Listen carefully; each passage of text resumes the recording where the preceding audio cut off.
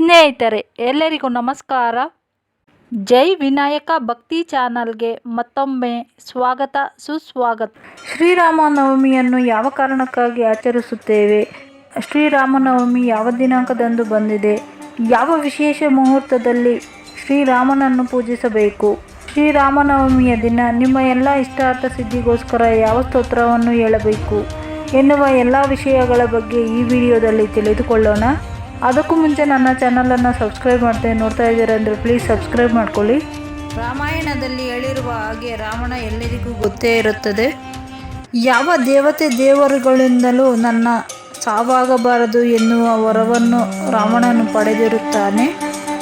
ಹಾಗಾಗಿ ರಾವಣನ ದಬ್ಬಾಳಿಕೆಯಿಂದ ಜನರು ನೊಂದು ಬೆಂದು ಹೋಗಿರುತ್ತಾರೆ. ಆಗ ಎಲ್ಲ ದೇವರುಗಳು ಶ್ರೀ ವಿಷ್ಣು ಪರಮಾತ್ಮನಲ್ಲಿ ಮೊರೆಯನ್ನು ಹೋಗಿ ಬೇಡಿಕೊಂಡಾಗ ವಿಷ್ಣು ಪರಮಾತ್ಮನು 7ನೇ ಅವತಾರವಾಗಿ ಮಾನವ ರೂಪದಲ್ಲಿ ಶ್ರೀರಾಮನಾಗಿ ಜನ್ಮವನ್ನು ತಾಳುತ್ತಾನೆ. ಆ ವಿಶೇಷವಾದಂತಹ ದಿನವೇ ಶ್ರೀರಾಮನವಮಿ. ಚೈತ್ರ ಮಾಸದ ಶುಕ್ಲ ಪಕ್ಷದ ನವಮಿಯಂದು ಜನಿಸುತ್ತಾರೆ. ಹಾಗಾಗಿ ಈ ದಿನವನ್ನು ಶ್ರೀರಾಮನವಮಿಯಾಗಿ ಆಚರಣೆ ಮಾಡುತ್ತೇವೆ. ರಾಕ್ಷಸನಾದ ರಾವಣನ ಸಂಹಾರಕ್ಕಾಗಿ ನವಮಿಯ ದಿನ ವಿಷ್ಣು ಪರಮಾತ್ಮನು ಶ್ರೀರಾಮನಾಗಿ ಜನ್ಮ ತಾಳುತ್ತಾನೆ. ದಿನ ಎಲ್ಲರಿಗೂ ತುಂಬ ವಿಶೇಷವಾದ ದಿನವಾಗಿರುತ್ತದೆ. ನಮ್ಮ ಜೀವನದಲ್ಲಿ ಇರುವಂತಹ ಕೆಟ್ಟದ್ದು ಕಳೆದು ಒಳ್ಳೆಯದು ಆಗಬೇಕು ಎನ್ನುವ ಭಾವನೆಯಿಂದ ಶ್ರೀರಾಮನವಮಿಯನ್ನು ಆಚರಣೆ ಮಾಡಬೇಕು. 2024ರಲ್ಲಿ ಶ್ರೀರಾಮನವಮಿಯು ಏಪ್ರಿಲ್ 17ನೇ ತಾರೀಕು ಬುಧವಾರ ಬಂದಿದೆ. ಇನ್ನು ಶ್ರೀರಾಮನವಮಿಯ ಪೂಜೆ, ನೈವೇದ್ಯ, ಪ್ರಸಾದ ವಿನಿಯೋಗವನ್ನು ಯಾವ ಸಮಯದಲ್ಲಿ ಎಷ್ಟೊತ್ತಿಗೆ ಮಾಡಬೇಕು ಮತ್ತು ಯಾವ ಸಮಯದಲ್ಲಿ ಒಳ್ಳೆಯ ಮುಹೂರ್ತ ಇದೆ ಎಂದರೆ ಶ್ರೀರಾಮನವಮಿಯ ದಿನ ಬೆಳಗ್ಗೆ 11 ಗಂಟೆ 11 ನಿಮಿಷದಿಂದ ಮಧ್ಯಾಹ್ನ 1 ಗಂಟೆ 40 ನಿಮಿಷದವರೆಗೂ ಶ್ರೀರಾಮನವಮಿಯ ಪೂಜೆಯನ್ನು ಮಾಡಬಹುದು. ಈ ಸಮಯದಲ್ಲಿ ಶ್ರೀರಾಮನವಮಿಯ ಪೂಜೆ ಮಾಡುವುದರಿಂದ ವಿಶೇಷವಾದ ಲಾಭಗಳು ದೊರೆಯುತ್ತವೆ. ಶ್ರೀರಾಮನವಮಿಯ ದಿನ ತುಳಸಿ ಮತ್ತು ಕಮಲ ಹೂಗಳಿಂದ ಶ್ರೀರಾಮನನ್ನು ಪೂಜಿಸಿದರೆ ತುಂಬ ಒಳ್ಳೆಯದಾಗುತ್ತದೆ.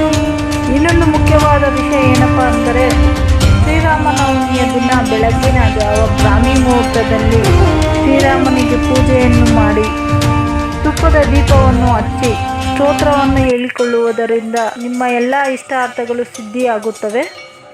ಇಲ್ಲಿ ಕಾಣಿಸುತ್ತಿರುವಂಥ ಸ್ತೋತ್ರವನ್ನು ಹೇಳಿಕೊಳ್ಳಬೇಕು. ಶ್ರೀರಾಮನವಮಿಯ ಬೆಳಗಿನ ಪೂಜೆಯ ನಂತರ ನೈವೇದ್ಯವಾಗಿ ಹೆಸರುಬೇಳೆ, ಮಜ್ಜಿಗೆ, ಪಾನಕವನ್ನು ಶ್ರೀರಾಮನಿಗೆ ಅರ್ಪಿಸಿ ಶ್ರೀರಾಮನವಮಿಯ ಪೂಜೆಯನ್ನು ಮಾಡಿ ಶುಭ ಮುಹೂರ್ತದಲ್ಲಿ ಶ್ರೀರಾಮ ರಕ್ಷಾ ಸ್ತೋತ್ರವನ್ನು ಓದಿಕೊಂಡು ಮಹಾಮಂಗಳಾರತಿಯನ್ನು ಮಾಡಿ ಪ್ರಸಾದವನ್ನು ಅಕ್ಕಪಕ್ಕದವರಿಗೆ ಮತ್ತು ಎಲ್ಲರಿಗೂ ಹಂಚಬೇಕು. ಶ್ರೀರಾಮನವಮಿಯ ದಿನ ಶುಭ ಮುಹೂರ್ತದಲ್ಲಿ ಶ್ರೀರಾಮ ರಕ್ಷಾ ಸ್ತೋತ್ರವನ್ನು ಓದುವುದರಿಂದ ತುಂಬ ಒಳ್ಳೆಯದಾಗುತ್ತದೆ. ಶ್ರೀರಾಮನವಮಿಯ ದಿನ 101 ಬಾರಿ ಶ್ರೀರಾಮನಾಮವನ್ನು ಜಪಿಸಿ ರಾಮನಾಮವನ್ನು ಬರೆಯುವುದರಿಂದ ನಿಮ್ಮ ಎಲ್ಲ ಇಷ್ಟಾರ್ಥಗಳು ಸಿದ್ಧಿಯಾಗುತ್ತವೆ. ನಿಮ್ಮ ಜೀವನದಲ್ಲಿ ಯಾವುದೇ ರೀತಿಯ ಕಷ್ಟಗಳು ಸಮಸ್ಯೆಗಳು ಇದ್ದರೂ ನಿವಾರಣೆಯಾಗಿ ಐಶ್ವರ್ಯಗಳು ಪ್ರಾಪ್ತಿಯಾಗುತ್ತವೆ. ಶ್ರೀರಾಮ ನಿಮ್ಮ ಎಲ್ಲ ಕೋರಿಕೆಗಳನ್ನು ಈಡೇರಿಸಲಿ ಎಂದು ಹೇಳುತ್ತಾ ಈ ವಿಡಿಯೋವನ್ನು ಮುಗಿಸ್ತಾ ಇದ್ದೀನಿ. ಈ ಮಾಹಿತಿ ನಿಮಗೆಲ್ಲ ಇಷ್ಟ ಆಗಿದೆ ಅಂತ ಅಂದ್ಕೊಂಡಿದ್ದೀನಿ. ಈ ಮಾಹಿತಿ ನಿಮಗೆಲ್ಲ ಇಷ್ಟ ಆಗಿದ್ದರೆ ನನ್ನ ಚಾನಲನ್ನು ಸಬ್ಸ್ಕ್ರೈಬ್ ಮಾಡೋದನ್ನು ಮರಿಬೇಡಿ. ಈ ವಿಡಿಯೋವನ್ನು ನೋಡಿದ್ದಕ್ಕೆ ಎಲ್ಲರಿಗೂ ಧನ್ಯವಾದಗಳು. ಇದೇ ರೀತಿಯ ಮತ್ತೊಂದು ವಿಡಿಯೋದೊಂದಿಗೆ ಮತ್ತೆ ಭೇಟಿಯಾಗೋಣ.